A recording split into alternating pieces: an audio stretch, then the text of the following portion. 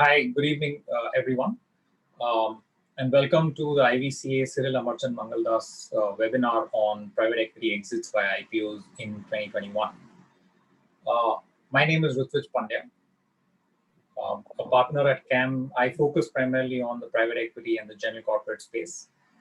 Prior to joining CAM, I was with JP Morgan as the in-house counsel covering their private equity as well as their capital market practices. We have with us today an illustrious panel, which needs no introduction, and I'm honored to be part of them.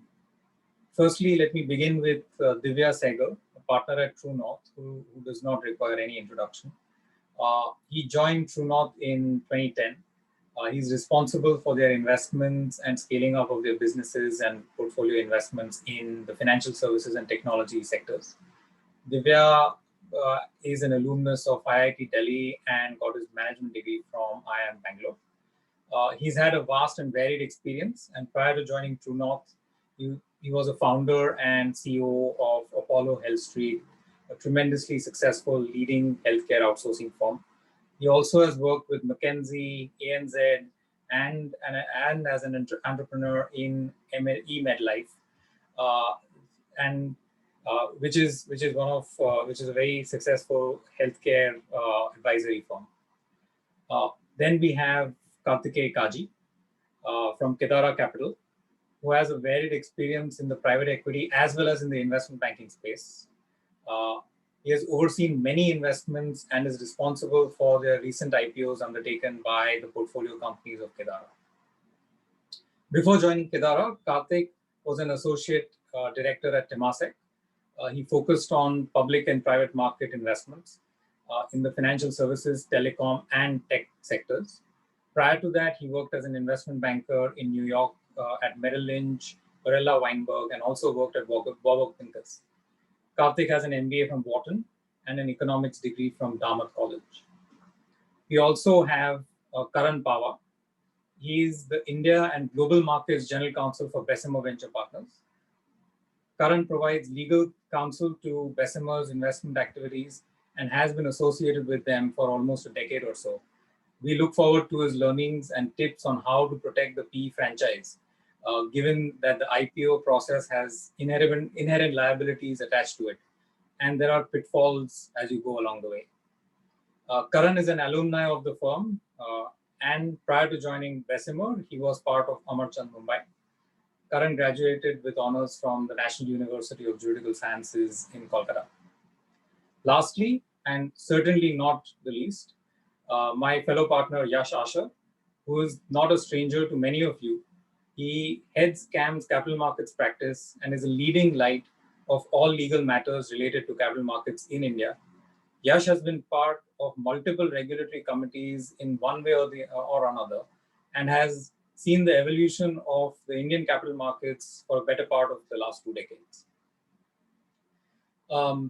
Ladies and gentlemen, the turbulence of 2020 had a sort of silver lining for the capital markets in the last quarter, and the momentum has continued in 2021.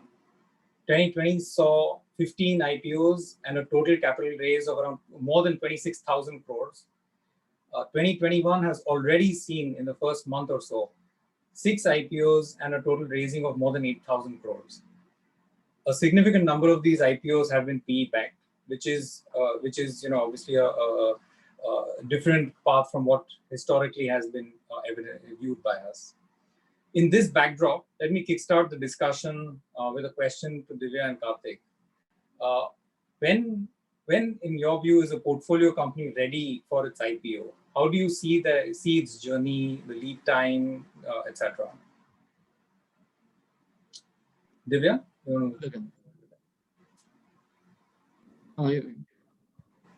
Sure, you're going, Karthik, go ahead. No, go ahead, Divya. I know you're on a bit of a tight schedule as well, so please. Oh. No, thank you, and good afternoon, everyone. Pleasure to be here.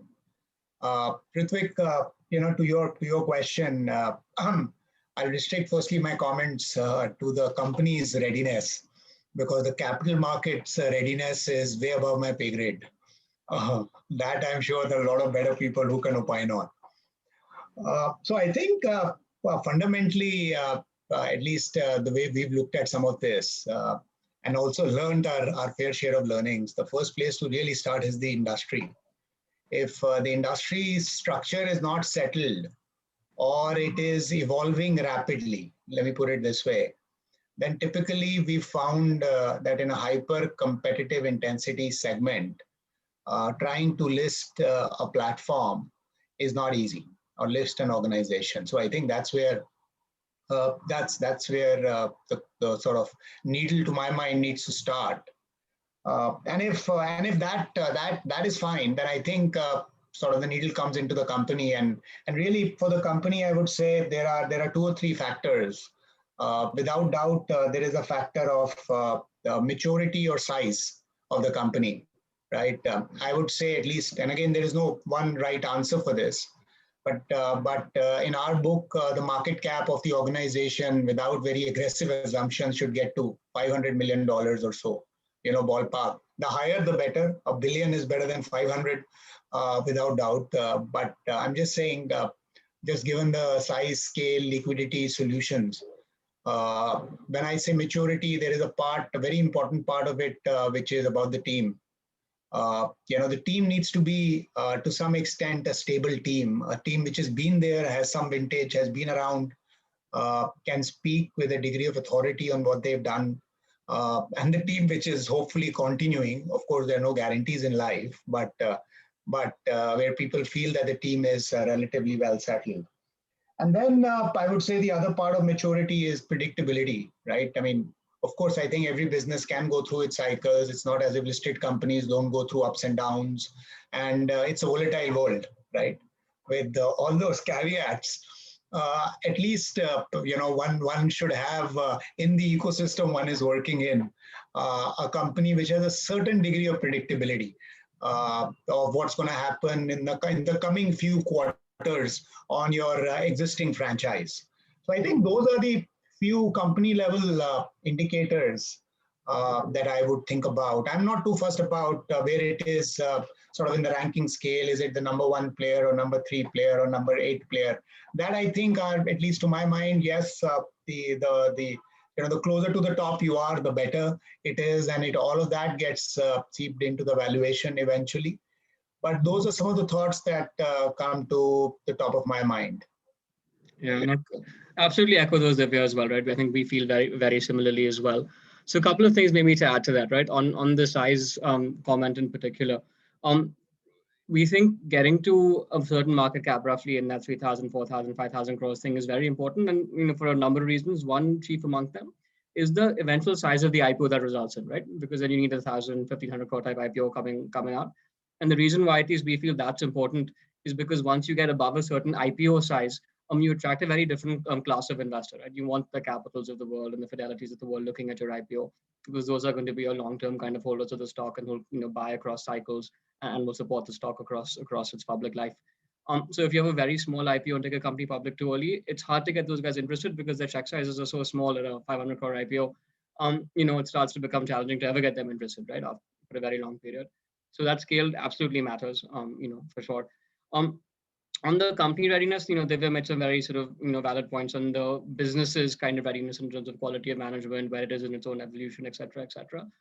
The other sort of dimension worth considering is its readiness from a systems and processes perspective, right? Being public is hard, getting the compliance right, getting the quarterly numbers done in time, dealing with, all of a sudden from one sort of investor or 3 investors to like 300 investors.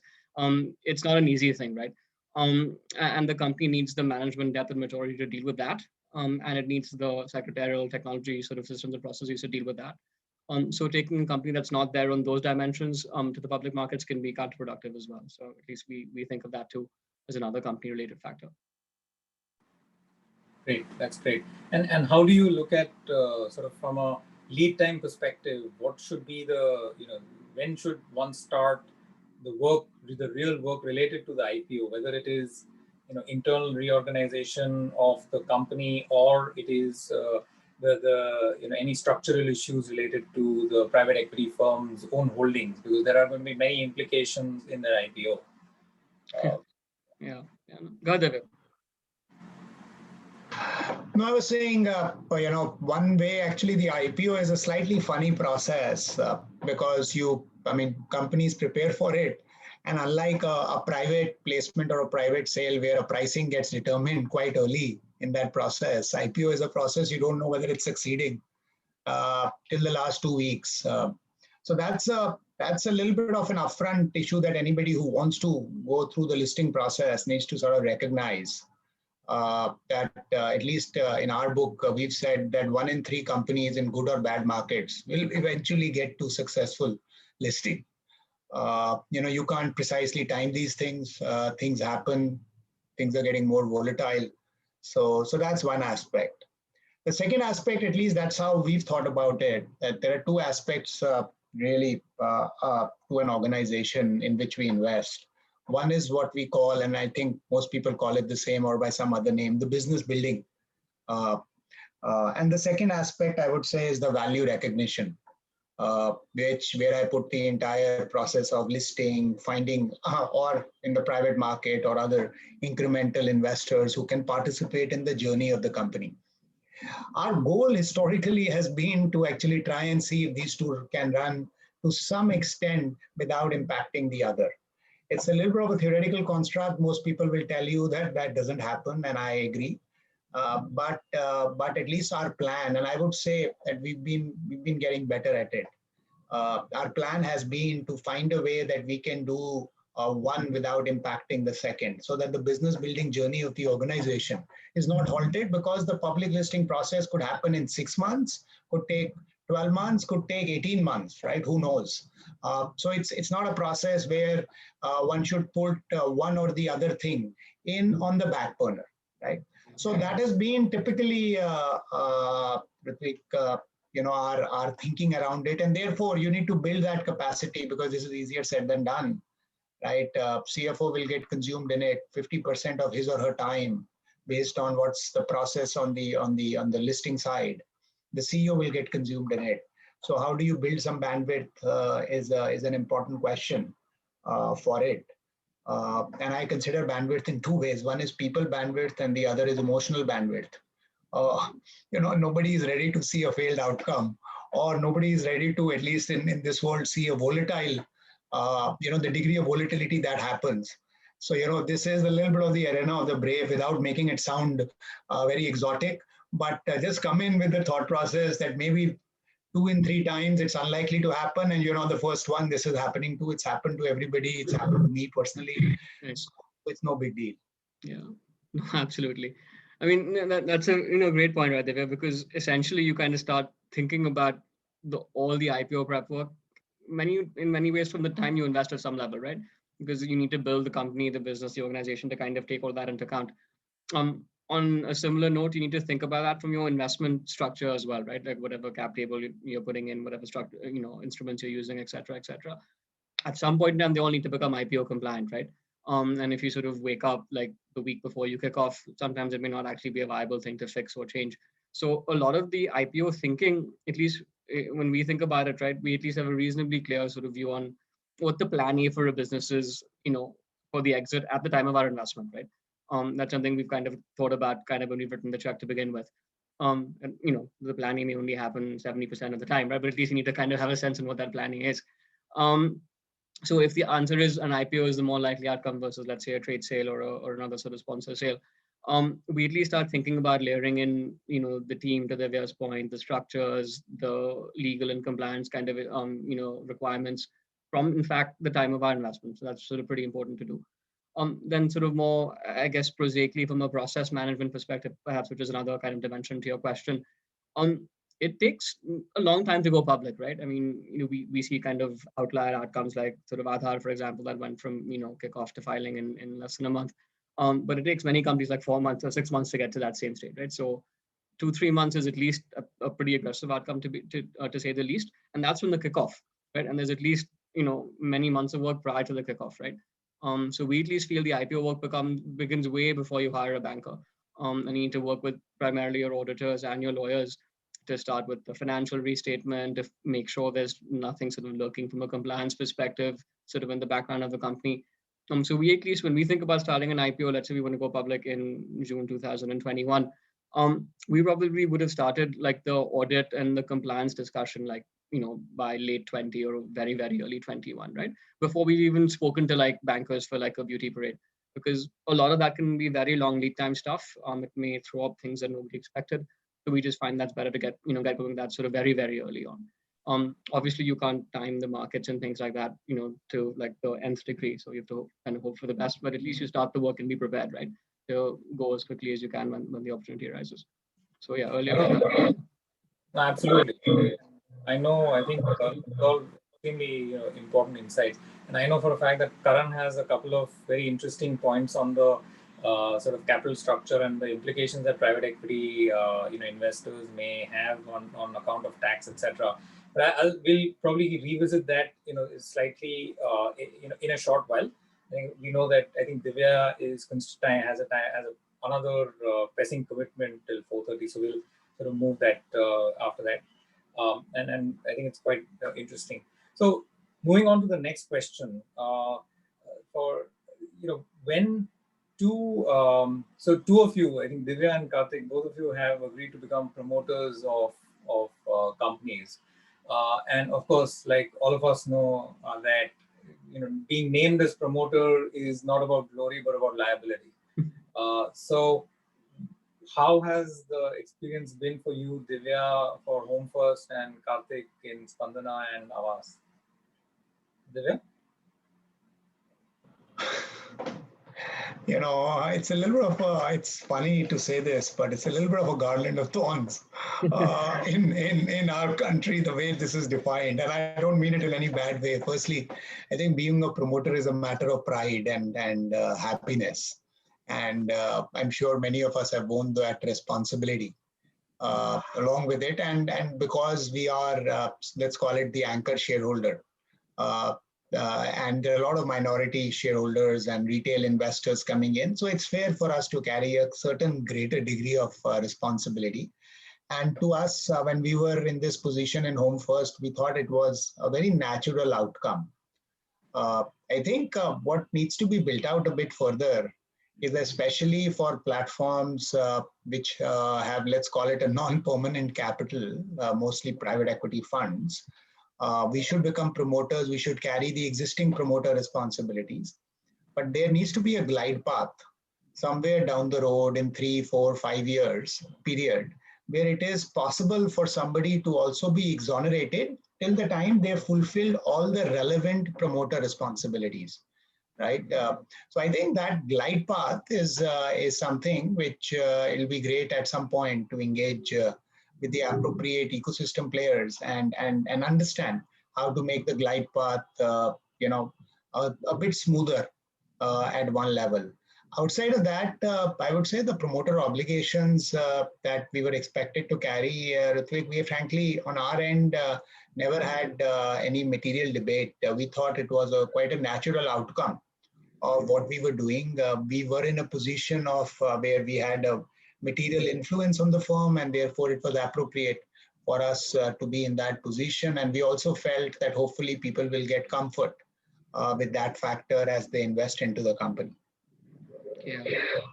I mean, actually completely echo that, Divya, right? I mean, and Yash sort of worked on both Aavas and Spandana with us. We had a lot of discussions with him on this as well. At the time of our investment, right, again, this was something we had, we kind of assumed this would happen, right? Because we knew an IPO was a likely outcome for both these two businesses. As the controlling, shareholder and the majority shareholder in both cases, it seemed reasonable that we'd be a promoter, right? So that was never something we shied away from, right? We sort of knew that going in, and we expected that to happen going into. Divya's point, the business kind of, sort of danced to our tune a little bit, right? So it's only fair to kind of take in sort of all the obligations that a promoter should.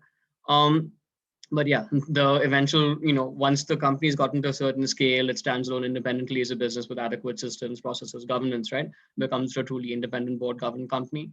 I mean, the need for a promoter at least should diminish. And this is not just restricted to folks like us, but I think generally kind of in our context, in sort of the Indian capital markets context, as companies mature, that should be the natural state of being, right? It shouldn't be a rarity that you have promoterless companies in India, which are board governed. That should be kind of the default outcome, actually, that we should all sort of push for. So one hopes that the market will evolve in that direction. Great. No, that makes complete sense. So I think a couple of quick fire questions to Divya, before he has to sort of leave.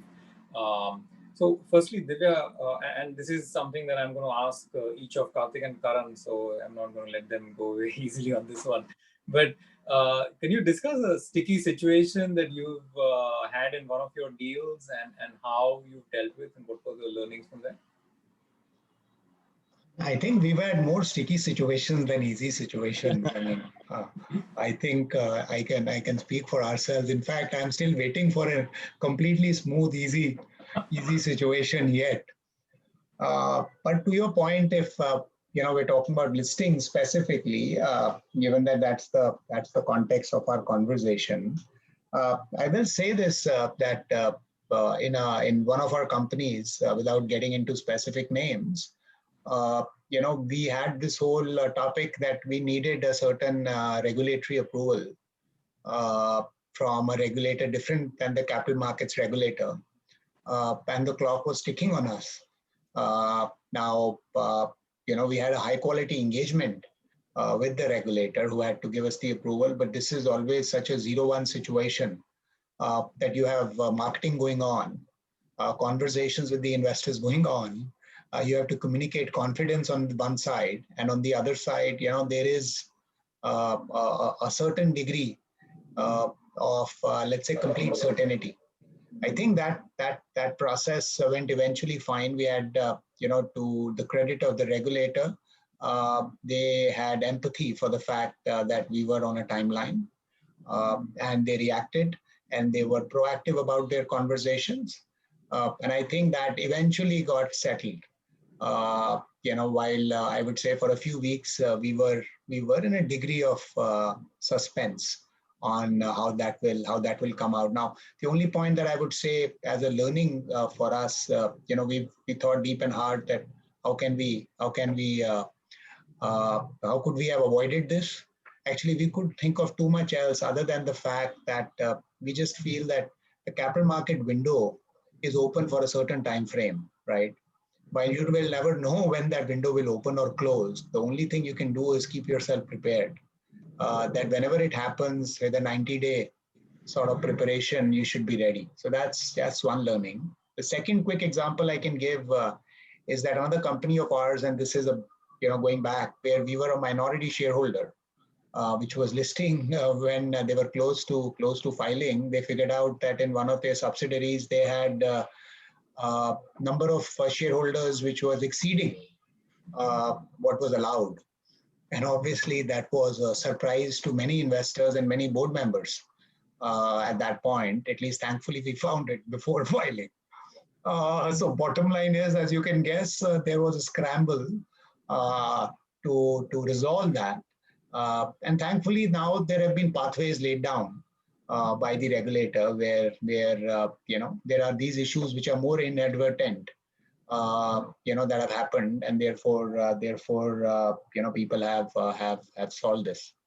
And last example which I can give is, obviously anybody who's going public has to be ready for receiving a bunch of whistleblower letters. So we've received them so many times that it just takes like I said, going public in our country is still non-trivial, and you have to be ready to receive these letters coming from quarters that one doesn't know. And so you just have to sort of sink in some degree of energy behind it. Great.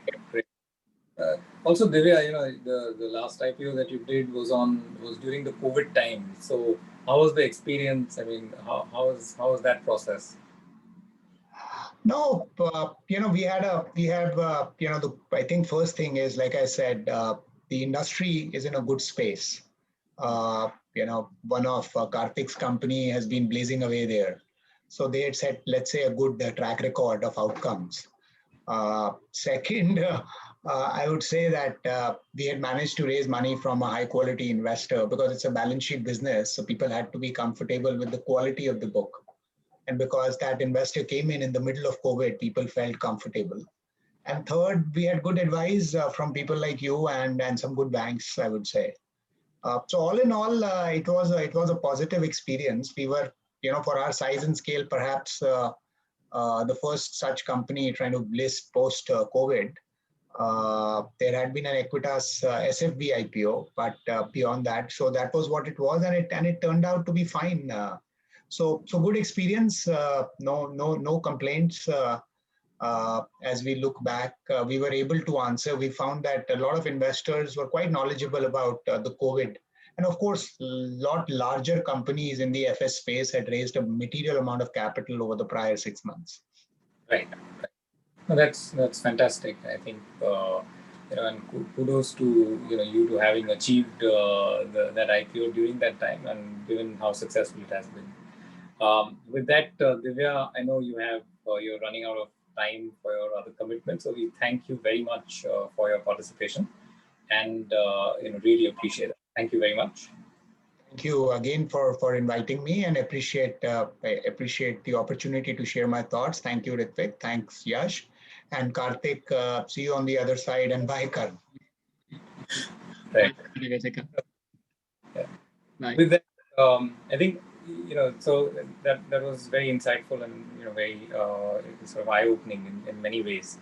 So with that, as promised, Karan coming sort of taking a step back and sort of retracing our steps on the particular point of sort of preparedness of the company in terms of capital structure, reorganization, etc., which seems to be a fairly mundane process. There are bonus shares which are issued to investor shareholders so that the IPO per share price is palatable, etc. And so what has been your learnings over the past couple of years in that process? Right. No. So I think capital structure.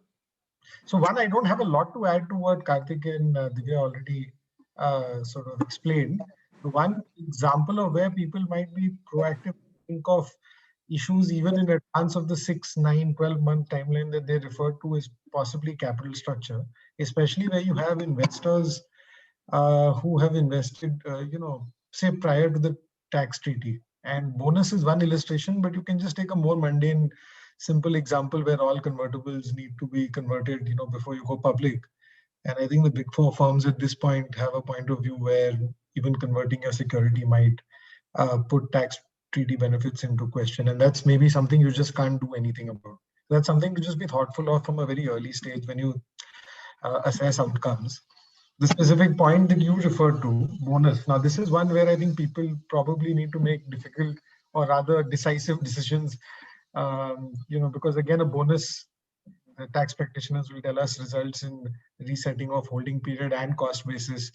And then there's also this very, nuanced provision of Indian law where I think there are opinions on whether or not a long-term capital loss can be set off against a short-term capital gain. And so that can, in certain situations, lead to really unexpected outcomes. And so if the capital structure needs to be reset to make the IPO more palatable or workable, those are things which sometimes may need to be thought of well in advance, even perhaps before you actually start working for an IPO, or even before you decisively decide to commit to an IPO, because even 6 months is often too late to take ideal decisions when you're trying to get your capital structure straight. So that's something for people just to be thoughtful about actively as they think of the business and assess whether it's a company which has a future in the capital markets. Right. Yeah. Just to add to what Karan said, Rutvij, we're seeing a lot of situations now where companies have done, Series A to Series Z, convertibles at different prices with different terms. And and it's very interesting, for Kedara and True North, because they've largely done a lot of the transactions have either been controlled or with a few investors. It's and in the financial services space, so it's been, in one way, the cap structure table has been fairly clean and easy to disclose. But we are now seeing a bunch of companies who had a series of rounds from many years, and with all the complications Karan laid out, and the additional new complication in the room is of Press Note 3, which what it's doing is that if you have a Chinese investor or indirect Chinese investment in your fund, if you would like to do a bonus today to try and why do you do a bonus? I think fundamentally the stock price is so high, and it's not like there's any mathematics to it, but just the perception of the investor that something at 800 rupees is more sort of viable than something at 50,000, and for good reason. So you would therefore want to reduce the price down to 800, but because you have some class of investors, plus you have CCPS, so the complications on the cap structure, on tax and other issues can't be re-emphasized. And maybe you won't act on it because of the tax reasons and the positions of the big four on some of these points. But clearly thinking through the cap structure well in advance is a new lesson, which personally I also didn't give so much, because it was quite easy. Do a bonus, do a split, it was decide and be done with it. But now the complications are so many that it's actually delaying IPOs. So people just need to be a bit more mindful about, because the markets are great, you could have done all the work, but the cap structure is actually taking up time today in filing. Yeah, and the challenging thing, as Yash pointed out, is that often you need to be assessing these issues well in advance of actually actively being working on an IPO or even thinking about it, because sometimes 6-9 months is just too late. It's already too late if you're 9 months away, because holding periods, reclassification from long term to short term, all of that has already happened, and it can create issues which were not anticipated. Fair enough. Just taking on that point about multiple investors, etc. Karthik, Karan, how have you seen situations where, firstly, in terms of going into a company making the investment, you would want a certain set of rights which are there for you, which ensure that IPO is possible, that you have the ability to control your exit. And also there will be certain scenarios that, in Yash's example, where there'll be multiple rounds of investors. And then how do you sort of steer that, that sort of cart in one direction of achieving the IPO? So let me give you my perspective, and then I'll defer to Karthik. But at least my personal approach to this is that, especially in transactions where you have multiple investors, the most sensible way to set it up is to have a sort of fair process to determine if and how the company goes public. You don't want to put too many hurdles and tie yourself in too many knots, because the decision to go public is an important one, and you don't want to give 15 different people vetoes on whether or not the company goes public, even if you meet a certain threshold. Perhaps below certain thresholds, so it's of course very nuanced. That's one set of deals, and then you have these other set of deals, which is more say a private equity style, one investor with the founder, and there I think the consideration set is a little different, and maybe Karthik can share that. We were speaking earlier. Why don't Yeah, no, I mean, absolutely. Thanks, Karan. So, like Karan was saying, right, like at least for us, our deals tend to be, with us as the sole investor of, if maybe one of two, sometimes, but not typically much more than that. So the kind of requirement from a rights perspective is very different, right? Like in Karan's case, in a lot of companies with 5, 7, 8, 9, 10 investors, having that kind of friction-free kind of path to IPOs is critical. In our case, we think about it differently. We want to have maximum control on the outcome, right? When the IPO will happen and what price it will happen, who will sell, how much capital we'll raise, all that type of stuff. So we look to kind of have maximum control on these things, when we sort of go in typically. And that's true for the entire exit waterfall, right? Whatever kind of you think is going to happen in the most likely situation, you kind of create a waterfall on that basis. But the key is to kind of try and have as much unilateral control as you can, failing which, whatever flexibility you give to the counterparty, the worst case is not a bad case for you, right? So that's how we try and structure it. Sure. What about, I think just before leaving, Divya did allude to the fact that they did get a pre-IPO investor. Karthik, how do you see sort of pre-IPO investors? Do you bring them in? Not? What would be the considerations? Yeah. No, so I mean, honestly, it sort of depends, right, on a couple of things. I would say pre-IPOs are useful in maybe one of two situations, from our perspective at least. One, if the company is a very new type of business for the public markets, right? So for example, when ICICI Lombard went public, it was the first GI business to list in India. Nobody had a clue on how to value that company. So in that context, doing sort of a pre-IPO round would have been helpful. You can work with one or two sophisticated investors to explain the story to them, think through the valuation, which is not possible with a group of 50 investors eventually, right, or even 20 anchor investors. So that leads to, I think, far better price discovery from a high quality investor, and that gives a certain kind of benchmark out there, which sets you up for an IPO, quite well in 6 months, 1 year. That's one scenario in which we would consider doing one. The second scenario is, ultimately, our capital markets aren't that deep, right, in terms of like volumes, right, particularly for companies and most of us tend to invest in, right, where there aren't kind of, $100 million trades happening like on a daily basis, right, on the screen. Like typical ADVs tend to be like 1%, 2%, 3% about like position sizes. So it's hard to kind of, see any depth in the screen there. So the last thing we're gonna do is, list this company and then over like 8 years have to sell down bit by bit by bit because it's not good for you. It's not good for the business either. That overhang never really goes away.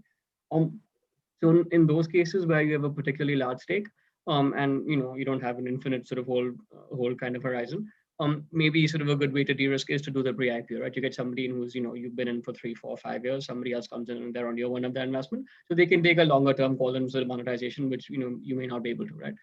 So a pre-IPO is useful in those contexts as well. So that's when we at least think about doing pre-IPOs. Having said that, we've not done a single one so far in any of the 5 IPOs, we've done in the last few years. At least those are the considerations we've kind of applied. Yeah, no, I agree with everything Karthik said. And going back to the cap structure, it gets really complicated if you want to do a bonus and then also talk about doing a pre-IPO, especially if you want to do a pre-IPO, pre-DRHP. So, this is one of those examples where if you commit to a bonus very early on, you suddenly have constrained your abilities to do a private sale potentially, depending on how the tax analysis is going to play out. So these are the kinds of things where, I just wanted to make that example. This was a great example of where that nuance can really affect the decisions you're taking. It may not affect them. You may finally choose to suck up the tax bill, but certainly it makes it more difficult to make an easy choice. Yash, from your perspective, any sort of particular learnings or do's and don'ts for keeping the pre-IPO sort of structure or considerations open? Sure. And I'd like to take the example of Home First, which Divya couldn't go through, but Home First was filed with SEBI on November 19. Unfortunately, our regulations require, if you're doing a pre-IPO, and I think people need to just appreciate the way our regulator thinks of pre-IPO, it's a primary. So they don't regulate secondary, but the regulations say if you're doing a pre-IPO, which is primary, you need to give indication of that in the draft document. So as Karthik said, you need to have a crystal ball where you've gazed into it and know that's required. And as Divya said, he needed to bring an investor in, the business needed more liquidity. And that was clearly something which was important, the way they envisaged the IPO. So they envisaged a pre-IPO. Luckily, previously you used to have to give not just the number of shares, but the price. So you're almost doing your pricing on the front page of the DRHP saying we're going to do a pre-IPO of 1 million shares for which we're going to raise 50 million or 100 million or whatever. So you could just divide the denominator and numerator and you got the price of the IPO. But fortunately, that has now been amended. You just have to give one. You have to give either the number of shares you're going to do in the pre-IPO or the quantum you're raising. So HFFC did that. They were very keen and there were active talks with Warburg Pincus through the early part of 2020. And then unfortunately the pandemic happened. So the talks didn't go anywhere. And then they started, and obviously HFFC was able to revive its business and have a very high sort of interaction with its clients who were repaying on time, and the engagement was great. So Warburg and True North continued the engagement. So Warburg came in for a secondary from True North, which met Karthik's point of having some sale done before. They also met the company's requirement of having more money on the balance sheet, because again, it's a balance sheet business of lending. And of course, adding Warburg Pincus to your list of investors before your IPO can't do you harm. So it's a classical pre-IPO. But Rutvij, as a matter of rule, from 2009-10, when Anchor came in, pre-IPO is not very common. From 2004-5 to 9, people like Times, for advertisement reasons and others, pre-IPO is actually very common in India because there's no anchor mechanism. But now, and pre-IPO is locked in for a year. So someone who comes in has to be fine to be, one, taking an IPO risk of IPO not happening. And secondly, if the IPO happens, then also you're locked in for the time period between your pre-IPO and IPO, plus for a 1-year period after that. And that's, it is what it is. That's how the regulation is drafted. So I think that's unfortunately some of the considerations. And pre-IPO, as I said, again, not very common. Though HFFC tried it, and as Karthik said, 4-5 of their portfolio companies haven't done it. And we really debate now whether you need a pre-IPO, and you have to have a really good reason to put a pre-IPO for primary. Of course, nothing stops funds from doing secondary, as CAMS did. In CAMS, NSE did a large secondary, Warburg did a secondary. There are some more nuances to that in recent times because of the SEBI regulations on when FPIs can come in. So you can't really do a secondary between DRHP and RHP to FPIs. So that also one has to work out and do the timing. And of course, every IPO has its interesting points, but a pre-IPO is now has a lot of nuances which you need to think about before you sort of factor that in. No, agree, Yash. The one thing I'd maybe say is that, while there's the legal kind of concept of a pre-IPO, right, which sort of SEBI gets involved in and what we've been discussing, I think what we end up discussing more, frankly, internally these days is sort of an informal pre-IPO, right? So while it may be called a pre-IPO in name, it's not technically a pre-IPO, right? Effectively, what HFFC did with Warburg the first time around, right? Not the little piece that just happened right now, but like last June, Jan, Feb, whenever it happened, it was kind of out there as a pre-IPO type deal, right? That will go public in a year or so. So, do an investment now. And, Star Health is doing the same thing right now, right? Where they're doing around partly internal, partly external, where they've got a couple of folks like Bailey Gifford and a few other public market chaps to come in. And they're only coming in because, it's being marketed as a pre-IPO, right? They're not in the business of doing private investments otherwise. I think you're seeing more of that. And, again, in the case of Star, for example, it was partly to help with the value, partly to help with the fact that, the original consortium was 100% shareholder, right? So they wanted to de-risk some of that before the IPO. So I think that's becoming kind of a bigger and bigger part of the dialogue, rather than a formal pre-IPO now. Fair enough. Now, moving on in terms of just the process related, because I think each of you know, and I think most people on the call will know, IPO is like it's teamwork. There are multiple advisors involved. There are multiple sort of participants in that whole process to achieve success. But I think one of the key ones is the BRLM or the underwriter.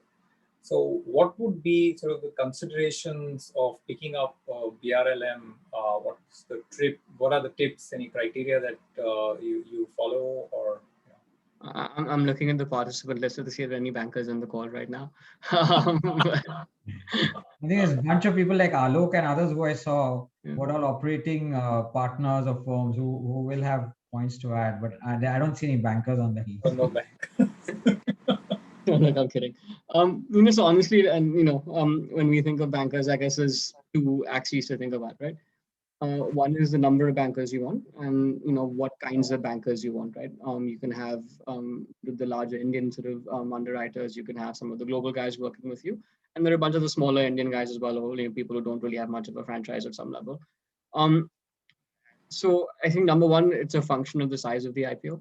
Right, at least in our sort of typical experience, when the IPO size is below a certain amount, and maybe around that 2,500 crore number, it becomes a small deal, right? Because while the sort of Indian teams of the global banks are very sort of actively chasing these kinds of businesses, ultimately they have minimum fee sort of thresholds that they need to kind of abide by with their internal committees. And more importantly, you need the global sales forces to kind of be awake and want to sell this in kind of New York and London and Hong Kong and Singapore, which is much push will come from India. The amount in question is tiny. Frankly, nobody wakes up and gives it kind of due importance, right? Because there'll be an IPO from China that's for exercise happening the same week, and everybody will be focused on that.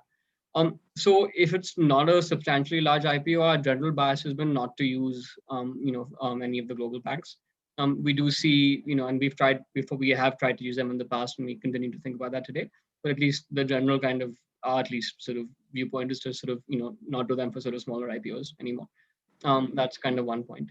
The second point is, in terms of what do you do with the rest of the BRLMs? You have the BRLMs or the GC BRLMs or whatever you want to call them, and you've got the underwriters below them. The underwriters typically are backfill, right? It's people you need to do a favor to, or the company owes a favor to. So frankly, like our general view is to fine, we let you sign the prospectus and assume the liability, so you get the credit, but we don't really want them involved in the process, right? Because the more cooks you have in the kitchen, the more complexity happens, the more things that can go wrong, and that just leads to kind of lack of control and transparency in the process. So we try very, very hard to make sure they only show up like just at game time, get one look at from a compliance perspective with the book, and then move on, right? And have no active role whatsoever. So the core that we focus on is, the BRLM stroke GC BRLM, cohort. Within that, we've always found that, whatever size your deal is, let's say if you think it's worth 3 bankers or 4 bankers or something like that, always have, or maybe 2 bankers more often than not, always have an extra one. Because we've seen across a number of deals, it's not that every bank will fire every single time, right? You can have bank A perform phenomenally in 2 deals and then completely blow in deal 3, right? It's just sort of luck of the draw sometimes, based on which investors they picked, how the markets turn that week, whatever it is. So always have one extra, right? So if you think, okay, listen, these 2 banks have got me covered, so I don't need a third, have the third, right? Because you never know how it'll play out. So that's something we've always figured out as well. Yeah, so that's how we think about it, right? And ultimately one of those has to be the left lead. That has to be an Indian bank, given kind of the SEBI management requirement, right? We found them to be much more effective in that than any of the global banks can be, right? Just from the way sort of Indian banks are structured versus the global banks are from a compliance perspective. And there's only possibly 2 or 3, of the Indian banks who do a really good job at sort of the left lead stuff. So one of those has to be in your IPO, and then the next 2 or 3 you kind of figure out based on how familiar are they with the company, how hungry they've been to actually work on the transaction, how well they understand the space, et cetera, et cetera. And the other filter we use a lot, right, is not to just rely on kind of the IBD coverage guys, because they all will come and make very nice pitches and say the right things in terms of, what you want to hear in terms of valuation, positioning, blah, blah, blah. But ultimately they disappear after the pitch, right? The folks that do the work will be the ECM guys, the sales guys, the research analysts. So we make it a point to actually speak with those guys, all right? Because that's ultimately who will sell your deal for you, right? Not somebody from the banking team. So that's what we kind of use as benchmarks to pick, the BRLMs. And we've at least gotten to a point where we've now done enough of these where we sort of at least have a sense of what we want to hear from each of the banks, right? So we at least have a little like template we keep, updating internally, that we give out to every bank that's going to make an IPO pitch to us, saying, listen, you need to address like these 10 points or these like 10 data points. So these have some degree of uniformity, and you can compare across some of these dimensions a bit more effectively. The other thing we've been doing, and this should be music to Cam's ears, is that we need to sort of start engaging with our lawyers with the banks very, very early, right? Because unlike, let's say, a typical private equity transaction or a VC transaction, where the counterparty is the company and you're negotiating with them, here the counterparty is the investment bank, right? In terms of the legal documentation, right? They're the counterparty in the underwriting agreement. They're the ones who are going to push back to you what you can and cannot put in the book, what you can and cannot, what reps and warranties you have to give, et cetera, et cetera. Once you've hired a bank, you kind of lose that negotiating leverage a little bit, right? So we at least feel that it's very good to kind of establish the rules of engagement on this stuff very, very early. So we've at least now gotten to a stage where we, in fact, like have said, listen, these are the list of 4 or 5 things we want in the document, or we will not give you in the document. Take it or leave it, right? And we're not trying to be unreasonable here. We think it's a fair kind of market thing to offer and close with. But we want to be very clear on that upfront, right? So then there's no kind of back and forth, and there's suddenly like 1 week before filing. And that delays the process by like a week or 10 days, which could be critical. You never know, like every day could actually count.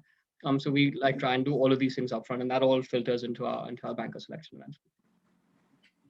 Karthik, you had an interesting point on the bank with the highest valuation. Yeah. So I mean, the one thing we never ever do is ever hire a banker based on the valuation they pitch for us, right? Because ultimately, nobody knows how the markets will behave, 6 months from now when the IPO actually happens, and so much of this depends on the state of the markets.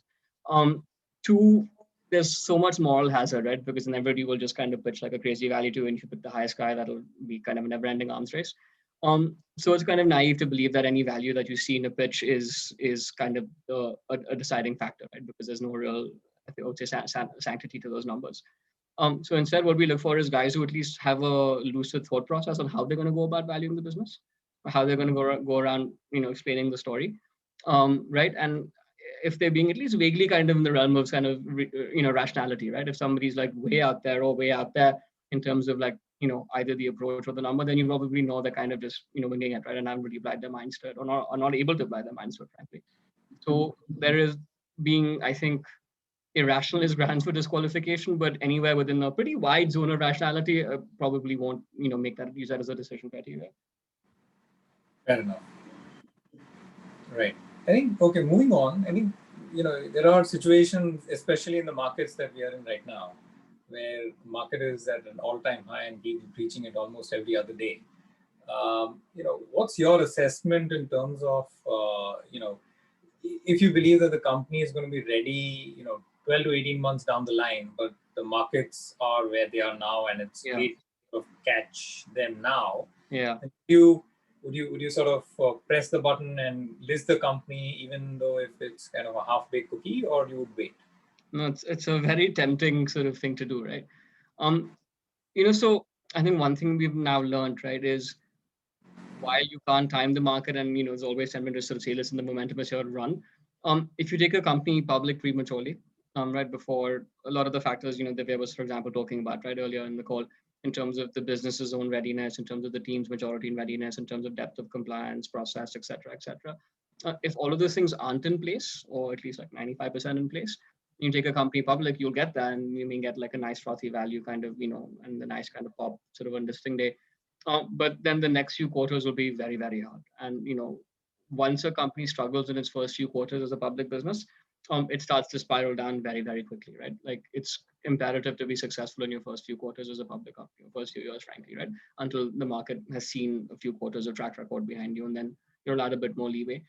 So unless you're confident this company can deliver that, and it's not just from a business perspective, it's from all the other dimensions as well, right? The financials need to come on time, right? There needs to be enough depth to engage with the entire world of public market investors, all that type of stuff. If that isn't there, I think eventually, if you take sort of the easy kind of near-term option going public in a frothy market, you'll probably regret that over time. The one sort of slightly cynical caveat is if you're selling out completely in the IPO, then frankly maybe you don't care, right? But if that's probably not the right answer for the company, right? And we at least try and always apply that lens to companies we've taken public, because at least we've never sold out completely in an OFS, right? That's never happened. Yeah, no, I echo that sentiment. And another thing which people often underestimate when they think of IPOs as an exit, which is also the theme of this whole discussion, is that often an IPO is not an exit. It's just a change in the status of the free float of the company. You just have a market where you can now find a buyer without needing to do private diligence, etc.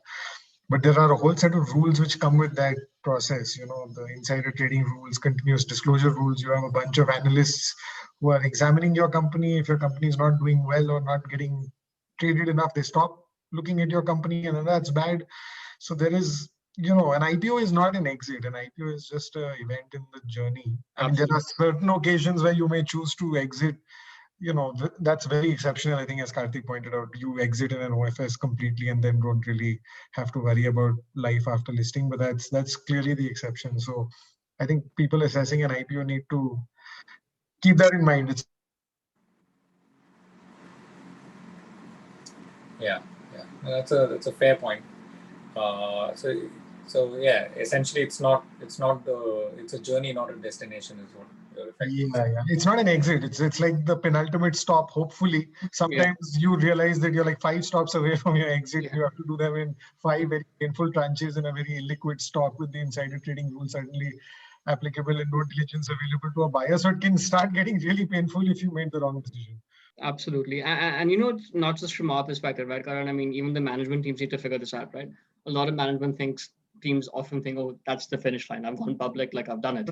Like that's unfortunately like just, you've crossed the line and then the next like lap 1. There's like 50 laps more of the race to go after that. Yeah. And the next quarter hits and then you miss it because and also I think we spoke about this earlier. There are certain businesses which lend themselves to, quarterly predictability, things which capital markets love. There are others which just are rewarded for, 2-year performances. You can take long views on them and they create a lot of value. And, public markets just tend to like predictable businesses more than lumpy businesses.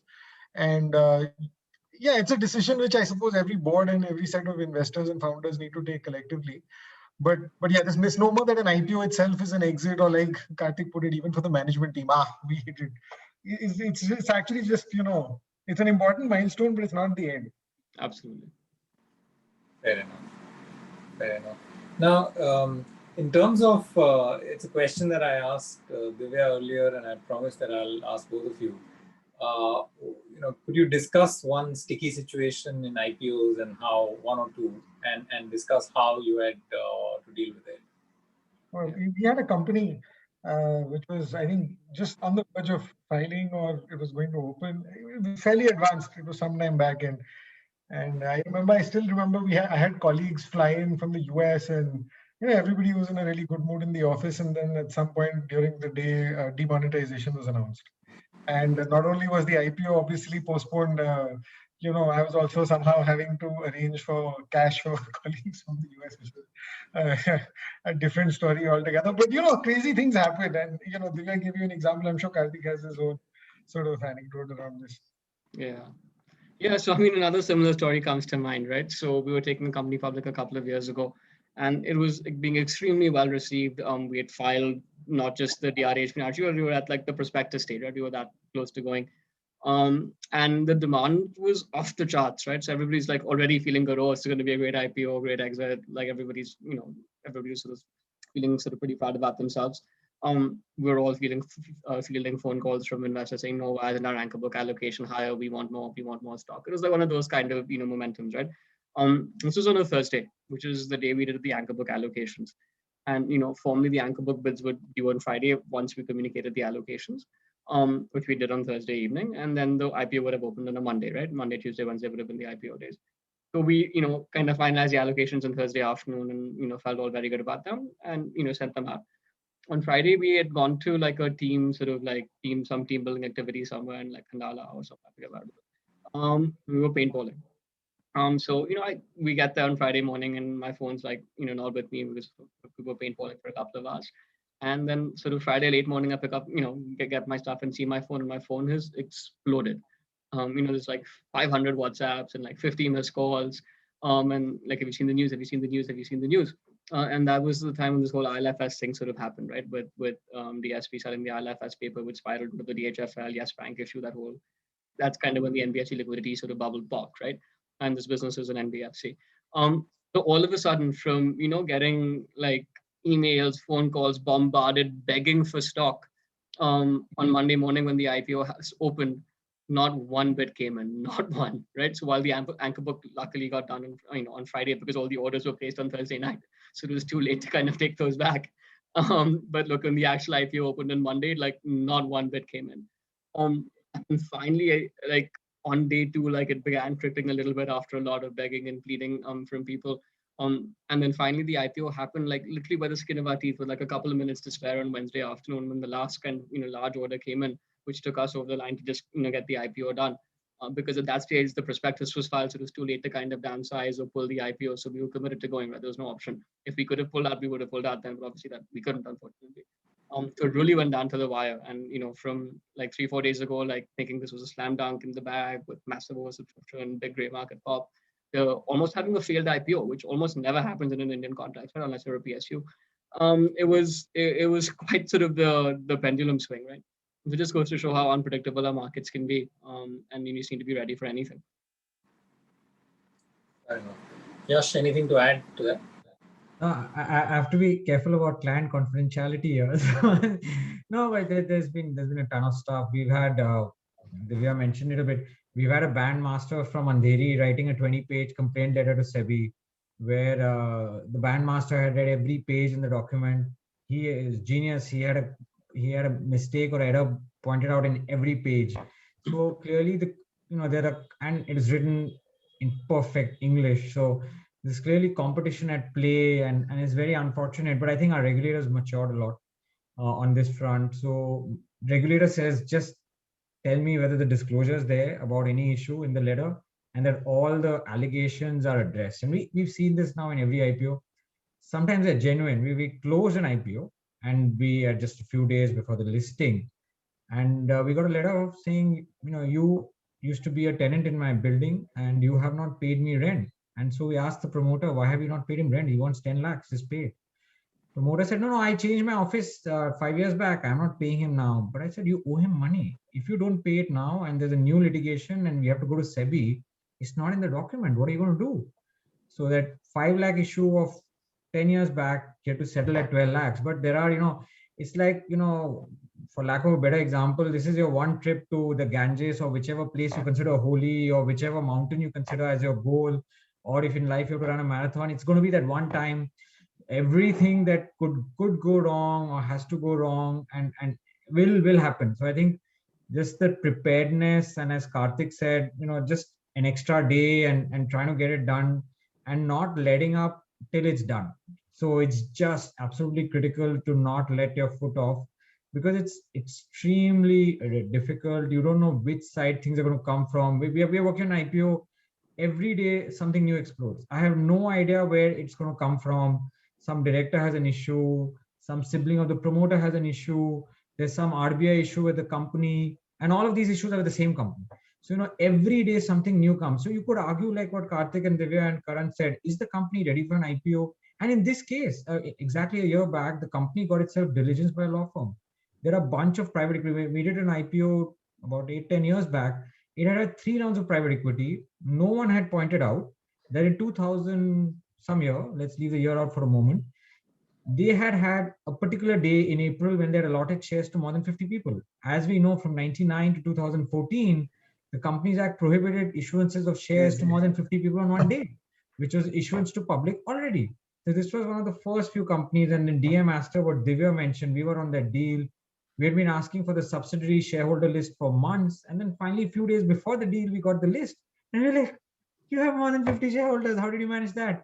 So these are the kind of challenges that lawyers, bankers, even private equity board members face. And in an IPO, because again, we follow 2 thresholds in India, and I think that what creates the challenge. One is the fair disclosure, which is a global standard of disclosure, because nearly all issues are marketed to the US and to US investors. And even if they are not, that's a standard you'll follow anyway. The second, which is the more sort of tricky bit, is the SEBI standard, the ICDR regulation. It's almost like a checklist to get a license. Prescriptive, yeah. Yeah, or to get a passport. So you don't have an Aadhaar or PAN card or whatever, you're not going to go ahead and use, right? So the ICDR is extremely prescriptive. It requires a lot of confirmations on promoter group, brothers, sisters, aunties, uncles of the promoter. And all of this is because, in Indian capital markets in the 90s, we had vanishing companies. One brother raised money for an IPO, he disappeared. His brother was raising money for next IPO, which was coming from the first IPO. So all these, bad apples in the basket have created this, and slowly and surely the regulators looking at it.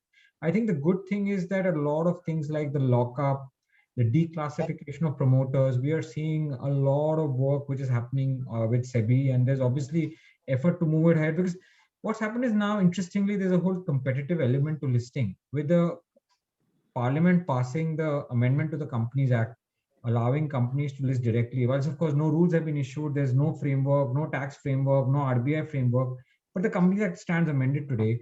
We think that SEBI and the stock exchanges will be a little more flexible now on some points, and make things a little more easier for companies to list, and make it a little more less onerous. Because whilst this whole point which we discussed, and I sort of Divya and Karthik took it on promoters, right? Promoters of companies.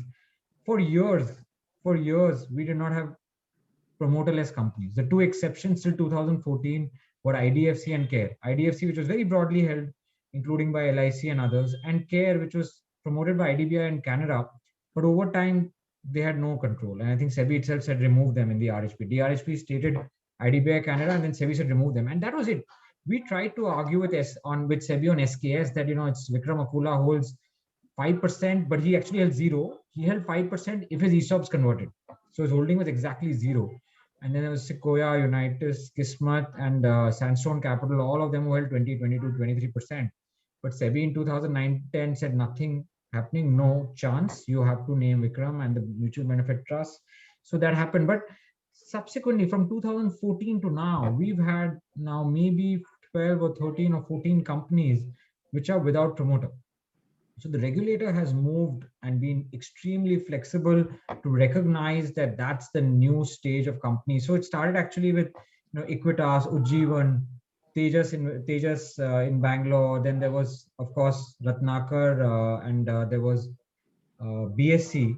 So a bunch of very, very good companies which were very broadly held were all listed. Renew filed but didn't get listed. But again, Renew and SEBI laid down 2 tests on Renew, which is that one, at the stage of DRHP, nobody can hold 50%, because you can't tell me no one's in control, because someone is in control, because they hold 50% at DRHP. So therefore the private equity firm there had to come down to below 50 just before DRHP. The second was that at the stage of IPO, I don't want anybody to have about 25%. And why that? Because as you know, many resolutions today are special resolutions in the Companies Act. So if nobody holds 25%, then no one can actually block them. So these are broad principles that SEBI through practice, again, you don't ask me for a regulation, I don't have one. But through practice, SEBI has put down these two norms, and we see more and more companies trying to achieve that, or go in, as Karthik said, or True North, go clearly into that camp. And that also the process for private equity, which SKS, I give credit to SKS. SKS was the first company with private equity as promoter. Whilst we don't talk about it a lot, Sequoia, United, and Kismet took the first step. And SEBI said, what is this private equity? What is GP? What is LP? I want to know everyone. I want to know everybody's name. Who are the investors? Tell me today. So, getting them comfortable that actually these are all broadly held funds. And these were not one or two people couldn't control this investment. It was not a hawala, or it was not something which was really shady or a scam. It took some time, but whatever principles we laid down in SKS, they continue even today. Where SEBI says, fine, you're coming from Mauritius, but give me comfort that above Mauritius, no one can control this fund. Who's the controlling entity at the side? Who's the GP? Broadly, LPs are all. So, a lot of that jurisprudence has evolved, and all in favor of the private equity industry. I think now a lot of things are much clearer. There are, of course, pain points in an IPO, as Karthik, Karan, Divya have all laid out. It is a process, focus on financials, which Karthik mentioned, and I think what companies forget, and this is something which somebody said at a conference many years back, but which I've not forgotten yet, is if you want to list, then 6 to 8 quarters before you list, start preparing your financials in 45 days. Before in India, it should be 30, now it's 45. And obviously end of the year, it's 60, but learn how to prepare your financials in 45 days. I think that's a fantastic test to judge your finance team. If your finance team can't work with auditors to prepare it in 45 days before the final exam, after the final exam, there is no way they're going to prepare, right? And the pressure on them, post, and Karthik, you'll know, post listing, right? Absolutely. Actually, what we do, to be honest, in our investment docs, right, when we have the typical information rights, we actually put these thresholds in there. So from like Q1 of our investment, you want that rhythm to start happening. So quarterly financials by 45 days, annual by 60 days. To try. It doesn't always work, but at least you try. So. And I think those kind of thresholds to preparation, and people underestimate secretarial. I think secretarial is the most, given all these problems we've had on companies, on the cap structure point, on the number of investors. And I think secretarial is easily one of the cheapest functions today in India. There's abundant company secretaries available. Outsource part of it initially to set up the entire history, and then going forward, because India is an over-regulated listed company market. The amount of compliance you have to do under Companies Act and listing regulation post-listing is so immense that board members would really want a good team to be sort of complying with disclosures, pledge, this, that. Every day you have to do something, shut the window, open the window, can you trade, can you not trade? So I think to invest in a good secretarial come legal department, I think is absolutely critical. And actually, those are questions we started asking now. When we pitch for IPOs, how big is your secretarial team? And many people say, oh, we've outsourced it right now. And I'm like, you're doing an IPO, you have an outsourced team. Can you guys just, spend some money on that function, on the legal function? Because finance is obvious. But secretarial and legal people undermine, and legal also sometimes you can combine. And the most tricky part is when the company secretary reports to the CFO. And we realized how tricky this is, because we worked on an IDR, and it was the only IDR in India called the Standard Chartered IDR. We work very closely with their secretarial team, and this very interesting Chinese gentleman. He still sits out of Hong Kong. So I asked him once, how do you manage this? You have to go back to your CFO. How will you report? He says, no, I am the company secretary and the compliance officer. I report only to the board.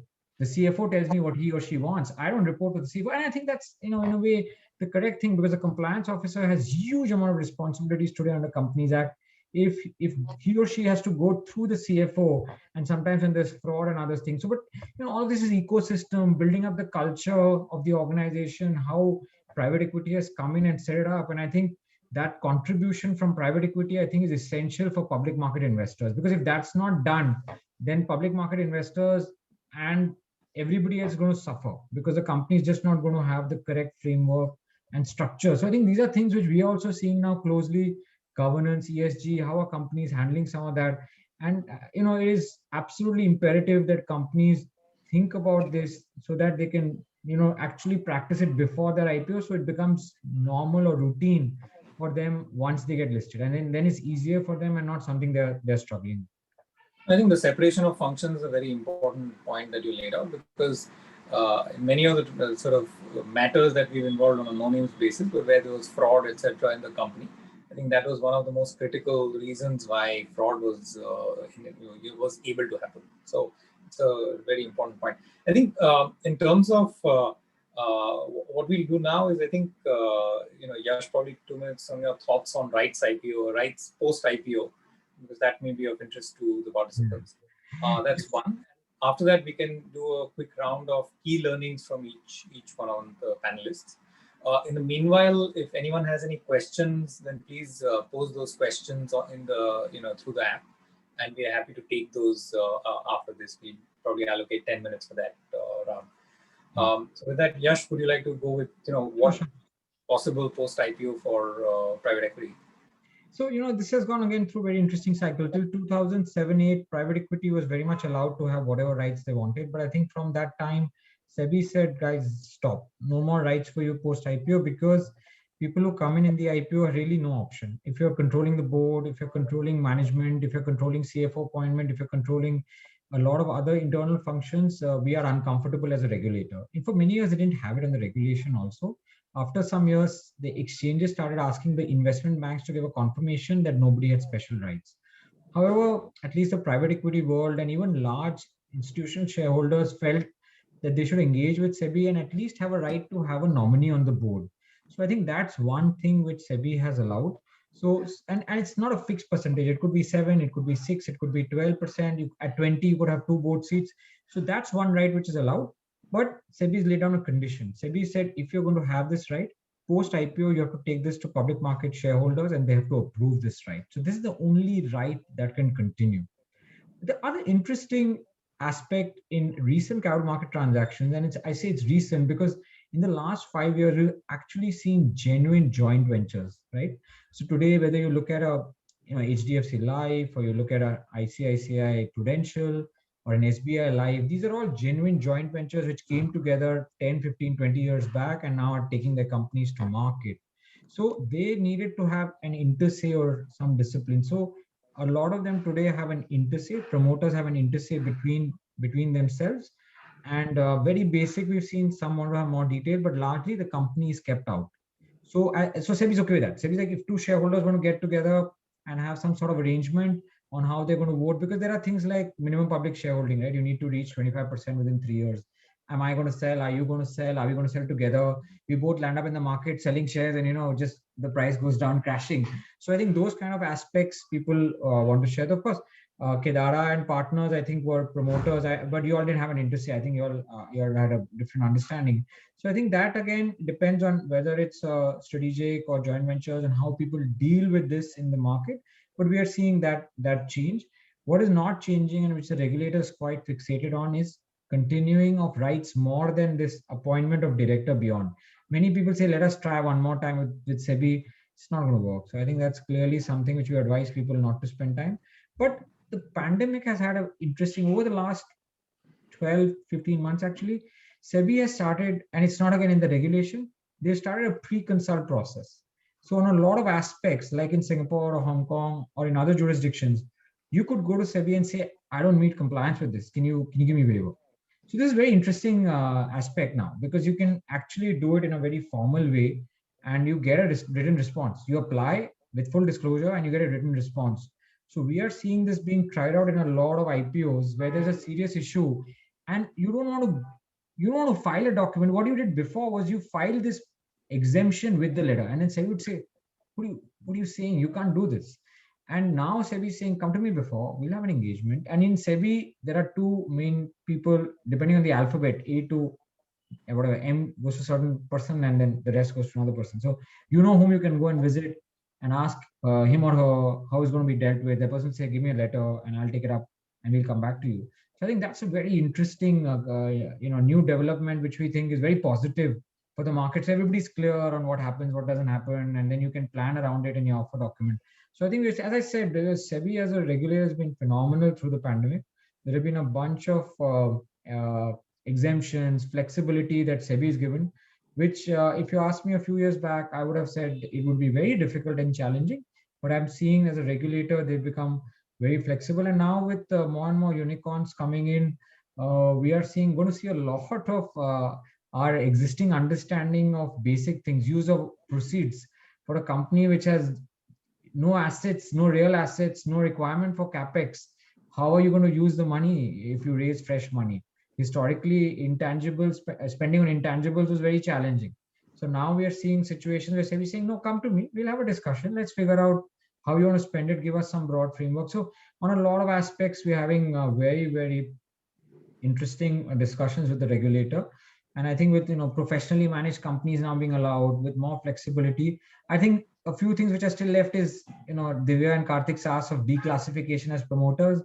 And I think the other thing which will obviously again be revisited, because our standard is very high of that, is the 20% lockup for 3 years. That's a very long lockup. It tends to ensure that you don't have access to selling that for a long time. And that I think will probably get visited, is my wish with SEBI. And even if it gets brought down to one, globally it's mostly 6 months, right? Globally after IPO, the request from underwriter, and it's contractual between. So that's 6 months, 180 days is how it works. Ours is very long. Cascaded also, you can say X% at 6 months, another X at 12, and make sure that the market doesn't get flooded at any point of time with securities. So I think there certainly lends itself to more sophistication if you leave it to a negotiation with the bankers.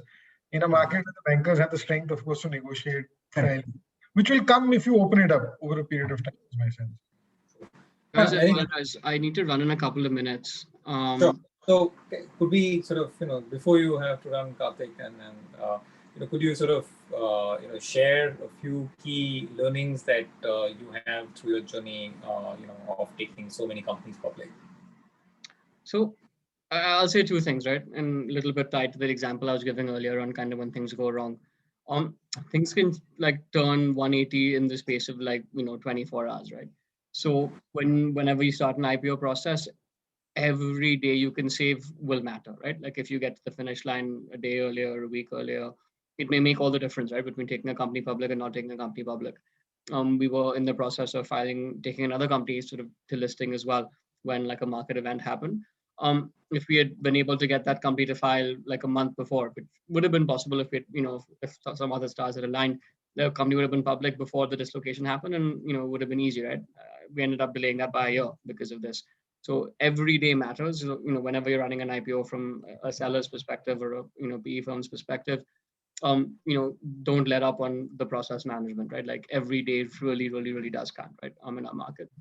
The second thing I would say is that when times are tough, that's when the true colors of the company really, and your bankers as well, really sort of show up, right? And if you've approached the IPO as a very short term, 3 months, 6 month kind of transaction, it'll come back to bite you if the cycle turns against you, right? So if you've taken the time to build investor connect, to build kind of true depth in the company over a long period of time, that's what pulls you through sort of a tough IPO, and almost every other IPO is a tough IPO, right? So I think taking that long term, less cynical view on preparing a company for IPO and engaging with investors for an IPO, I think will stand you in good stead over a cycle. That's great. Guys, sorry for having to run, but thank you very much for the invite, and thank you for letting me join today. Thank you so much, Karthik, for wonderful insights. It's been a pleasure to have you. Thanks, guys. Thanks, Karan. Thanks for the time. Thank you. Thank you. Thank you, guys. Bye. Karan, what about you in terms of insights that you might want to share? No, I think we've covered, we've covered a lot during the session. So at best, I would be doing a summary of what we've spoken about, things like making sure that you've got your cap structure well thought of, you've got the right bankers, advisors, you're preparing in advance, you've got the right business, you've got a good CFO, strong CS team, finance function, all of it. That's what we've been spending the last 1 hour on. So I don't know if I would have anything special or extra to add to that. Fair enough. In a useful session, even I've had the opportunity to learn some things. Thank you, Yash and Rutvij, for having me over. Rutvij, should we try and take some of the questions, Rutvij? Yeah, could we So we have a few questions that have come in. If anyone has more questions, please do feel free to send them. So why don't I go through the questions? Why don't I, Rutuj, why don't I just start responding? I think that'll be easier. Sure, yeah, you can do that. Yeah. So, no, I think there are a couple of questions on SPAC, and maybe I can spend a few minutes on SPAC. So SPAC is largely SPACs are clearly the flavor of the season, and we are seeing multiple situations where there is money chasing it. And simply for those who don't know what a SPAC is like a SPV. It's like a fund created most in the US, and the vehicle is listed. It has a pool of capital, 100 million, 500 million, whatever, and which for the fund documents, the investors allow the fund manager to use that money to acquire a company within, say, 12 months, 18 months, could be 24 months. There's a period of time which has to be used up. Given the excess liquidity around the world over the last 6 months, and I think all this liquidity comes from the US and other countries which have been pumping money into the economy. In the US over the last 6 months has been absolutely record-breaking SPACs created. Large pools of capital have been collected overnight, and they are obviously looking for assets and approaching a lot of Indian companies. There are, however, as highlighted by some of the folks who asked questions, huge. So ideally you would have just done a de-SPAC. You would just merge both the companies and you could have listed it. Problem is in India, Indian laws and FEMA, etc., don't allow this to happen. There's no law for a merger of an Indian company into an overseas company. I think the reverse you could still think about, but an Indian company and overseas company is not possible. And then what do? You try to then do an acquisition. An acquisition also is turning out to be quite challenging, and challenging for a variety of reasons. Because remember one, whilst a SPAC is eventually a listing and slightly easier listing because the vehicle is already listed, though you have to give IPO style disclosure. The regulator there saying, all you investors are already there. You guys have already agreed to take the risk now, and you've trusted you've trusted the fund manager. So now go ahead with whatever the fund manager buys you and live with it. But for future investors, you need some disclosure, so you meet that standard. But what tends to happen is that what happens to the Indian founder? I think she is still not accounted for, and we are seeing a lot of them trip up on the Indian founder discussion. And if you have a large Indian pool of HNIs or companies holding a stake, that becomes an issue. One. Two, as identified absolutely correctly, if some of the shareholders don't have treaty benefits, and for the flipping, they have to pay a huge tax, then they are not too excited, right? And three, I think overall is a loss of control. Because of the M&A transaction, if suddenly it's like a company which has net worth of 1 billion, 2 billion, whatever, suddenly 500 million or some large pool of money comes in to acquire this, and suddenly it's going to be a massive acquisition. So it's that M&A angle is a mindset issue. So it's again a great topic to discuss and spend an evening over coffee. But we are realizing on more and more transactions that it's actually quite complex to do under Indian tax laws, Indian FEMA, because eventually the Indian founder will have to apply to RBI to externalize his or her shareholding into that. If you give him a golden share in the US, you have straight away a massive tax hit. Because if with one share he's controlling what he's controlling here with 8%, the Indian tax department is going to charge him a massive amount for that. So treaty benefits, the whole tax situation is making it very complex. A lot of discussions don't end up in what one would think the solution would be. And we are seeing that it's going to be a struggle, unless, of course, you're looking at a company which has Indian assets and you're doing the de-SPACing at a Singapore level or a Netherlands level or a Cayman level. And in some cases, people are saying, fine, 95% of my company is owned by foreign investors, and out of which 80-85% have treaty benefits, I'll externalize. So that's fine, but it's a fact-specific analysis. Each investor has to analyze for themselves and then get comfortable before they do this. But we are seeing, or you square them up for tax, right? You say, fine, 3 of you have to pay tax, the rest of you don't have to pay tax. I, as an acquirer, say, fine, I'll give you extra money, and the fund manager does this. And they have a huge, I don't know, Karan will know better, but I think up to 20% they can charge for finding an asset, is what I've heard. So, a 500 million deal, the fund manager can earn $100 million if they find the right asset. And if it's a bigger SPAC, then it's I think this is where the sort of founders and in startups, when they're starting up their companies, some of them have had the foresight or the right advice to, with a goal to eventually list offshore, to actually have a holding company outside India, and they're holding outside India. If that is the case, then SPAC is not a problem from an Indian law perspective and from FEMA perspective. And So even on that, I would be thoughtful because the income tax department has gone very aggressively after people with these overseas holding companies. I think the general advice that I would give to people who are looking to do this SPAC is to definitely call up Yash or someone else and a Big Four firm and get the best tax and legal advice you can because you need it.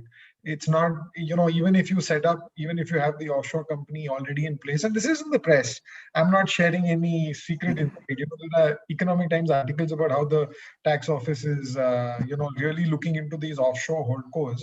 So I think the verdict is still out there on these offshore holdcos and how the tax department will treat them. I think the one thing, Yash, which I've seen helps is, especially for a lot of these tech companies, a lot of the founders tend to be NRIs. And then that really can be... Yeah, that's the whole structure, right? Where you are not a resident of India and you have an overseas entity, then it's fine. But if you're a resident of India, having offshore companies is not going to help. I mean, but there are residents of India who have offshore companies historically. I mean, that's just... The listing will bring even more scrutiny. And, I think the comment there also has an interesting insight on the indirect transfer provisions. That's correct. Tax authorities aren't going away. Even if you've listed overseas, they're still looking to tax all these trades. Well, unless there are exemptions available. But my advice would be call up a good lawyer, good tax consultant, make sure you get the right advice. I wouldn't go cheap on this advice. This is one of those things where you really need to get quality advice and thoughtful advice. Yes, what do you think? How much will this issue be alleviated once the direct listing rules sort of come into play? Yeah, of course it will go away. But again, see, what we expect is that you will never be able to list 100% of your shares. So you do a direct, and if you go back to the DR regime, you allowed, okay, you listed 20% of your company in DRs, but 80% was trading in India. So only in 2001-2 did they allow fungibility, right? So the fungibility today, if 100% of the company is Indian, so first 20% listing will happen in direct listing, and over time we'll be able to push more out, and that also will be taxable. So I think it's stuck, this proposal is on tax, where the tax department is saying that you pay me tax now, and I think the debate is when the shares get traded. So I think tax again is sort of wagging the tail there, and that's sort of ensuring that's not moving ahead. But yes, it will be less structure, and then will be a direct analysis of tax. And also what I advise people is you need a new shareholders agreement. You'll need a shareholders agreement of some discipline, because you can't have a situation where there's every quarter many shareholders are selling. That'll just be disastrous for the price of the security. What approvals you need from RBI, if at all. So I think it's still very nascent days, Rutvij, and we'll have to wait and watch on how regulation develops. Well, unfortunately, we missed the bus, as was again correctly identified by one of the folks listening to us this evening, is on the entire direct. We missed it in the budget. Now, whether it'll come or not come is anybody's guess. Though there are still few large companies who would prefer to do that. Then again, the big question: will they have to list in India at all in the future, either compulsorily or optionally? How they will appreciate that, and then price arbitrage. So I think we have a fair bit of way to go on that. And I think for a variety of these reasons, the Indian process is probably superior, unless you have a company which is valued at about 10 billion or 15 billion as the value of your company. Anything above that, then you have to find out a solution. But I think anything sort of less than that, I think the Indian markets have shown fairly good ability to allow those issues to not only go through successfully in the IPO, but also trade quite richly once it's done. I think we are very close to time, but if there are any more questions, we can take them now, or else. There's one more question about difference between ICDR in 2008 and 19 or 18, and in what direction, what SEBI can do more. I think you already alluded to that in terms of the SEBI's increased pragmatism in actually addressing issues head on. So I think that seems to be answered. I think so. That I think we're good on that. I don't see any other questions coming in. So Karan, anything for you to add on that front? No. Great. I think with that, thank you very much. Thank you, Karan. Thanks, Yash, and all the attendees. Thank you very much. I hope we hope that it's been insightful and a learning experience for all of you. So glad that you could join us this evening. Thank you so much. Thank you, everyone. Thank you so much. Thanks, Karan. Take care. Thanks, Utkarsh. Bye-bye and good evening. Thanks.